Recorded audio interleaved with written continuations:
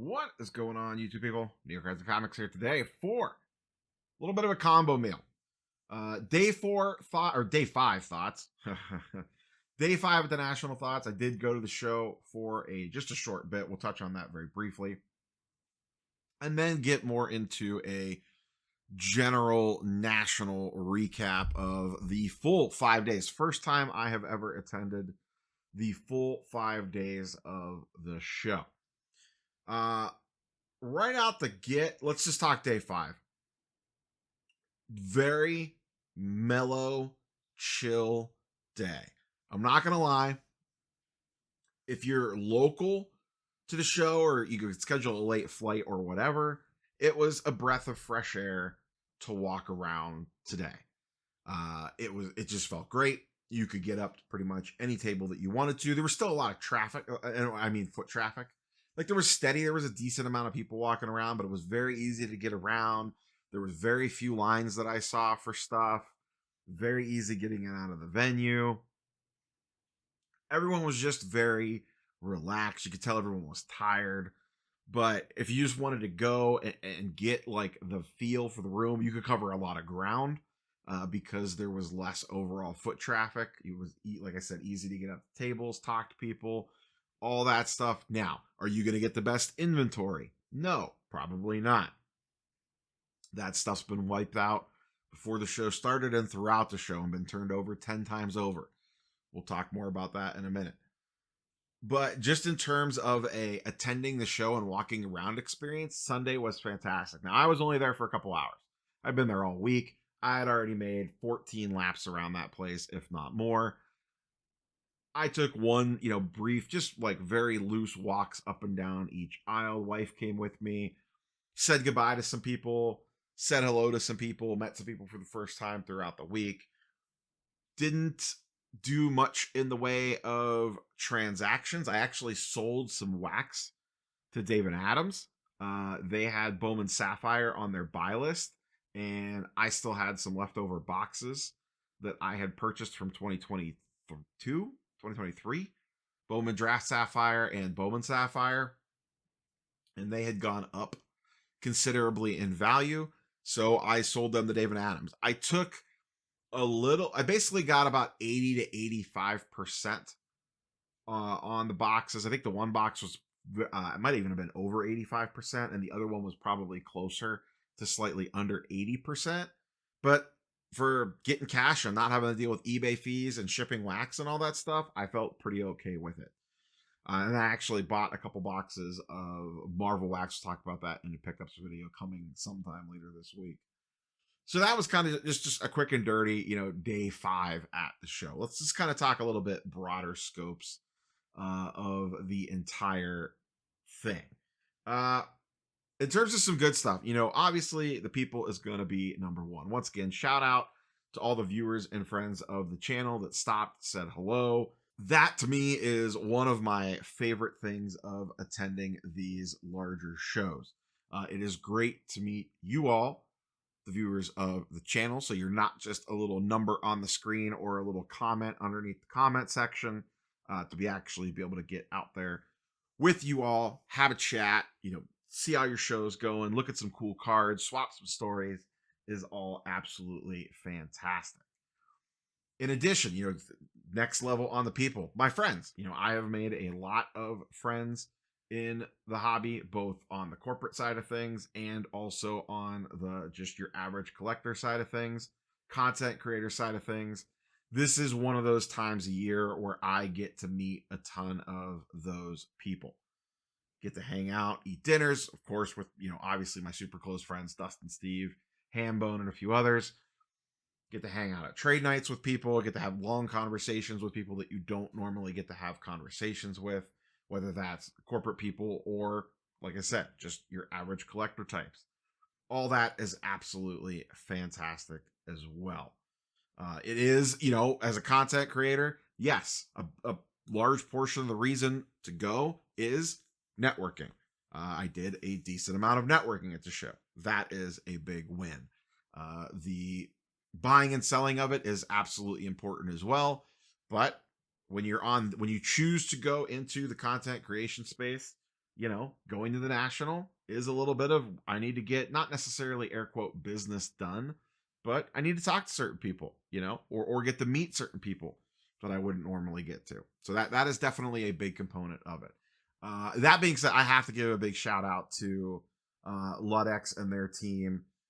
They did an absolutely fantastic job running they were in charge of the VIP area downstairs. And one thing that they did this year was they set up a separate media lounge. So if you had a media pass, you could go back in this, smaller ballroom office area, whatever you want to call it, that they had set up for media members only. And it was a lifesaver. One of the things that I personally like to do when attending these nationals or any really large show like this, and I would recommend this to anybody, is I like to get out the show floor for like an hour in the middle of the day. And in like Chicago, for example, I would go back to the hotels across the street. I would go in, hit it hard in the morning, around lunchtime, head back to the room, get some lunch, relax, maybe take a shower, maybe just lay in bed for a little bit, take a little nap, check email, whatever. Just kind of unwind for a little bit, get a second wind, and then go re-hit the show in the afternoon until it was time for the show to end. With me being local, blessing and a curse, and just the general nature of the IX Center, it was difficult to get in and out of there for me to head home. I'm not going to drive an hour to get home to sit there. There's not like restaurants that you could run to close by. You were kind of tied to the convention center, and that lounge was an absolute lifesaver. So once again, not sponsored in any way. Shout out to Ludex and the team. They are basically it's a card scanning app. So if you're looking for one of those apps to scan your cards, I've used it before. Works fantastically. Go download the app on the App Store. It's absolutely free. Check out the product that they're putting out there. Once again, great job by them. They did an absolute yeoman's work. And just like personally made my show experience that much better, just having a spot to go relax. And then, like I said, they also did the VIP lounge. So if you were a VIP ticket holder and you were downstairs in that basement area, they were the primary sponsor of that, and their team took care of that area for the most part. It's obviously a lot more people involved than that, but I can't say enough great things about them and how they kind of ran things this week in that downstairs area. At least for me, my own personal perspective on this, they crushed it. Let's talk a little bad. Logistically, the IX Center, listen, I don't want to bash the hometown or anything. This event has outgrown that building. I know a lot of people had issues with actual traffic getting into the building. That was the narrative of the week. Probably the biggest negative. The Wi-Fi was, for the most part, fine. I ran into issues a couple times, mostly at trade night. But overall, I would say it was about 80 to 85% functional, which, given the number of people in the building and everyone trying to access it, I don't feel like that's too bad. Way better than Atlantic City. Atlantic City is still the king of terrible internet connection inside a building, but probably not quite as good as Chicago. Chicago does nail the Wi-Fi pretty good. Traffic, though, and what I mean by traffic and just generally logistics, is getting in and out of the building, specifically in the morning. The morning crush of everyone trying to get there in that 9 to 11 a.m. hour when the show opens was rough. Now, full disclosure, I had no issues with this. I had a feeling this was going to be a problem, so I took multiple steps. One, I got to the show early. Now, luckily, once again, shout out to the National Committee for granting me a media badge.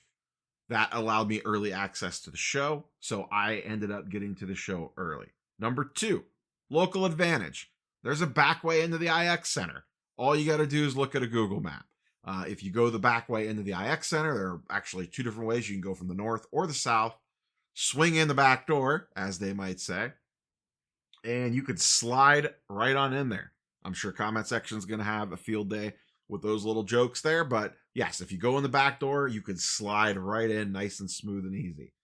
And then access the entire parking situation from there. And that's how I entered and exited the convention every single day. and basically had no issues whatsoever. Even sometimes I was getting there when the traffic was a little bit heavier up front, and I just went around the back way and had no issues whatsoever. Yes, there were long lines for the restrooms. Once again, local advantage. There are restrooms in the basement of the building that are not accessible directly from the show floor. You had to go downstairs on the escalator and then kind of roam around the bowels of the IX Center. But there are a bunch of restrooms down there that basically had a next to no line pretty much the entire time. If you utilize the ones on the show floor, the line was long. Blessing and a curse. Food situation, like in terms of wanting to eat on the show floor, Cleveland, way better than Chicago. Chicago's food selection in the venue sucks. Cleveland actually has a decent amount of options. They actually bring food trucks directly into the venue and have them set up. They did have very long lines. It was very, very busy. Cleveland also has a lot more seating around the venue itself. So if you want to actually just go sit down, eat lunch, get off your feet for a couple of minutes, there's way more seating options. Chicago lacks a lot of that. So there's a little bit of a mixed bag there on both those. Cleveland, slightly smaller footprint than some of the other buildings, but laid out much better. That is definitely one of the big wins of this show. The layout was absolutely fantastic. For the most part, the aisles were very wide, very easy to walk around, even with the heavy traffic that you saw in all the videos.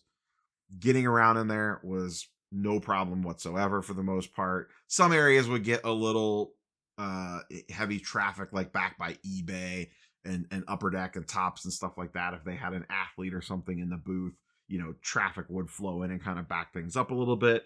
But that's to be expected and could happen absolutely anywhere. Air conditioning worked overall, once again, for the most part, pretty good. Was it on point 100% of the time? No, there were certain areas of the building that were a little warmer than others, but generally, overall speaking, it wasn't that bad in there at all. In fact, today on Sunday, I'm recording this Sunday afternoon, it was actually a little chilly in there, to be quite honest with you, but no problems there. From the show itself, like from a dealer perspective, I talked to a lot of dealers throughout the week walking around. All of them that I spoke to basically repeated very similar things. Cash was flowing. They were turning inventory over as fast as possible. I talked to a lot of dealers that were purposely having to hold inventory back each day because otherwise they would have got wiped out the first couple of days of the show and had nothing to sell at the end of the show. That was definitely a thing. They did not notice the repackers. And once again, I had multiple dealers tell me this. I usually don't include like dealer chatter unless I hear it from multiple individuals. So when I say dealers, I'm usually getting it, or if I say a dealer, I'm usually getting it from multiples or hearing it from multiple people. If it's just a one-off, I'll file it away, but I usually don't include it in a video if it's just like one person being like, oh, this thing happened. But I have multiple people tell me that repackers did not seem to have a big presence walking the show floor buying, but a lot of repackers were set up or got space at a table with buying stations. So rather than walking the show floor, the dealers they were just set up with buying stations and people would just go to them to sell. Some of the buying stations had massive lines. I think I covered it in multiple videos. The Cards HQ line was insane. They had multiple tables buying, so you weren't just in line for one station. And on Saturday, that line was super long. I know Ryan Card Collector 2 had a massive line. I think I had heard they had to cut it off a couple different times because it was snaking its way so much through the Breakers Pavilion. I feel like, and I don't know because I've never done anything like that, I feel like there has to be a better way on the whole, like, let me get in line and sell you cards thing. But what do I know? I've never worked in that space, but it feels like there should be a better way to do that or to innovate on that versus standing in line for an hour to have you go through my Zion case and comp everything out. I don't know if they need like a lightning lane system where, you reach out like the week before and like submit your spreadsheet of cards that you're interested in selling with like your prices on it. And then, you go back and forth an email and you finalize something. and print the form out, and you just bring those cards, and they basically hand you the cash. You hand them the pre-approved list, and the cards that are on that list. They look them over to verify that everything's good really quick, and then just cash you out. Because what takes all the time is they have to sit there and comp everything. So I just feel like there could be a better way to pre-arrange deals, to even if it eliminates just some of the stress from that. Have one person that's all they do is deal with like pre-arranged deals. I don't know if that would help or not. I don't know how much of it is people just saying like, you know what? I found something really cool that I want. I want to cash out some of my stuff. Maybe the dealer doesn't want it, so they go to one of the buying stations to try to offload. I don't know. But I have to imagine, and I haven't watched any of Jeff's content at all or Ryan's content at all. I've just been too busy throughout the week. I've been very limited on taking in content. I have to imagine they all spent an astronomical sum of money buying cards. In regards to like what players were hot, what was moving, I hate to paint with a broad brush, but everything. The typical names were at the top of a lot of people's lists. The young quarterbacks, Caitlin Clark, Paul Skeens were all very, very popular. Those are probably the biggest names. I don't think any of that is a shock to anybody. There was no name that I heard bantied around that was like, that's an odd one. Every once in a while you have something like that, but it just seemed like cash was absolutely flowing. Almost every dealer that I talked to said in terms of cash moving around the room, this was one of the craziest shows that they had seen. Some people even said, just in terms of like people buying and people walking up to the table buying, that this was one of the strongest shows that they've seen, even dating back to 2021. And that it seemed like that. When I would be standing around tables, transactions were happening. The famous, the hobby's dead. Sports cards are dead. This is all nonsense. This is all junk. Blah, blah, blah. This all sucks. Not this week. I could tell you that right now. People were spending. And you could tell, once again, I made multiple laps around this building over the course of multiple days. And there are certain dealer tables that I would always make sure that I looked at. Some of my favorite, I love RBI Crew. I love Indie Card Exchange. Mealy Pops usually has pretty good stuff. Sharon that runs Black Jaded Wolf.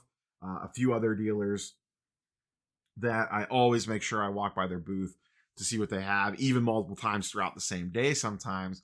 And you could see them turning over inventory. You would go by, look at a particular showcase, and you'd be like, oh, okay, that's cool stuff. And then you would come back, 3-4 hours later, and half the showcase would be different stuff.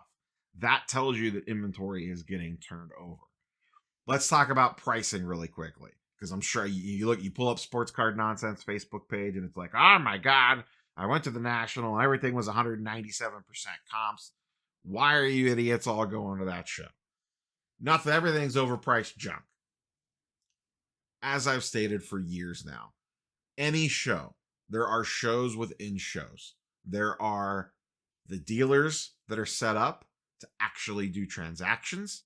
There are the people in the middle, and then there are the people that still think the calendar says February of 2021. And it is what it is. The people that are priced high, just move along, just move along. You don't have to buy a card from them. You could make an attempt if they have something rare that you really want. Make a run at it. Maybe they tell you to go eat sand. Who knows? But you could tell the tables that are priced correctly. As soon as I walked up to a table and it looked like a piece of Swiss cheese because they had holes everywhere in their showcase, I knew that their pricing was probably close to on point. And when you would look at stuff, you would be like, oh, look at that. Yes, their prices are pretty on point. I'll give you a perfect example. CJ Stroud Silvers. They are going for basically $1,000 on eBay, give or take. I had one. I'm well aware of the comps on that card. $950 to $1,000. They've actually been creeping closer and closer towards $1,000 as we're getting closer to the season. I saw 5 of them on the show floor, stickered for $1,000. Stickered for $1,000. So they weren't even over what current comps were. If you wanted to buy that card, and I didn't try to negotiate one, I already had one, you probably could have got that card very easily for between 900 and let's call it 975 if you really wanted one. Now, if you're walking around trying to buy at 65% comp, 75% comp, that's probably not going to happen that much, especially in a show like this where cash is flying all around. If you genuinely want to own a card and you're willing to kind of like meet in the middle on what that card would cost on eBay versus what they're going to lose on selling fees, so like that Stroud Silver, for example, being at $1,000, if you were probably willing to pay 900 to 925 cash, maybe even 950 if they're wanting to be sticklers, maybe even a slightly better deal than that, but let's just call it 900. If you're willing to pay 900 on that card, you're probably going to get a deal done or at least close to it. 9 times out of 10, I would say. Now, if you're trying to buy that card for 700, they're going to tell you to go jump in Lake Erie a few miles away. It is what it is.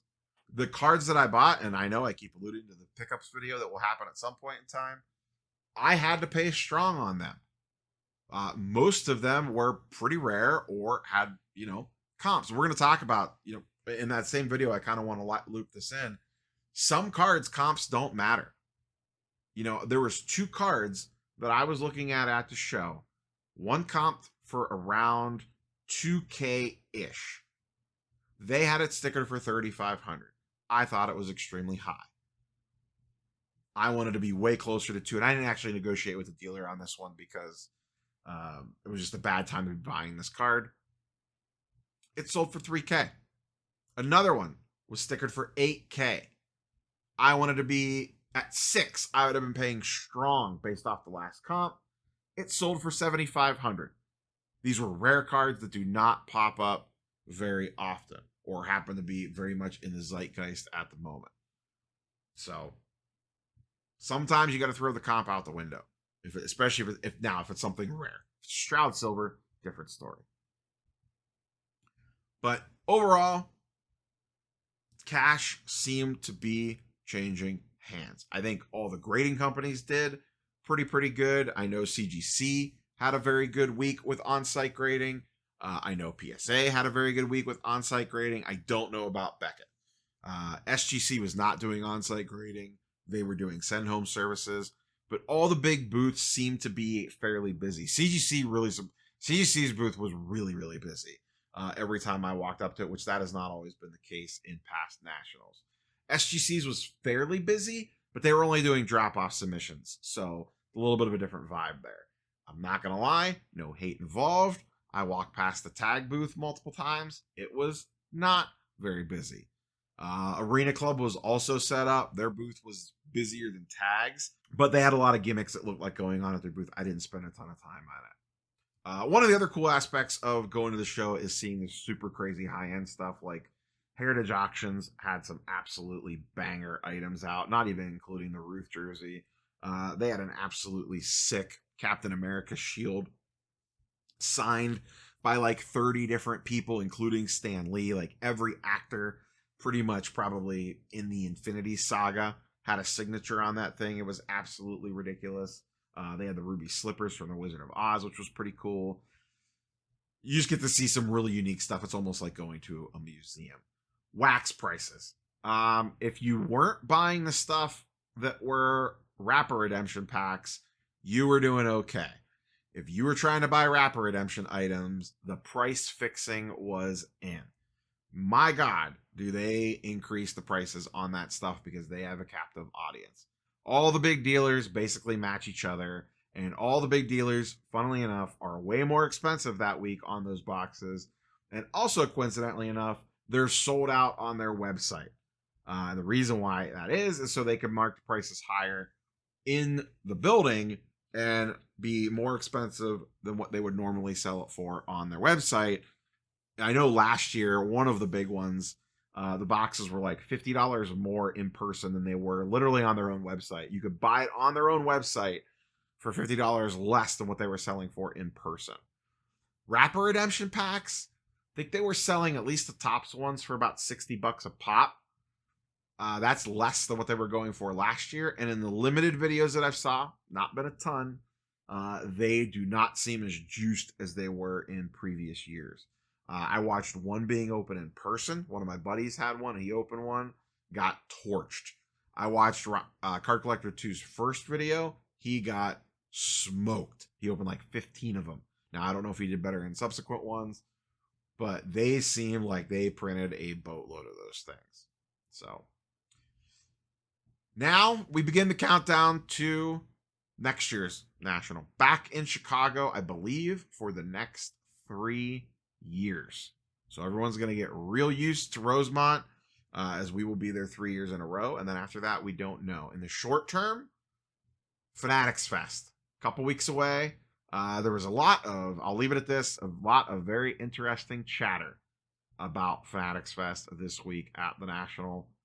We'll see what that show looks like. It's going to be fascinating, to say the least.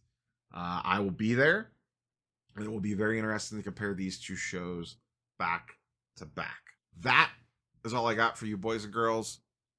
We will catch you later in the week. Don't forget Off-Centered on Wednesday night. I'm sure we'll be doing a lot of national recapping in that one. With that being said, catch you, boys and girls, on the next one. Peace.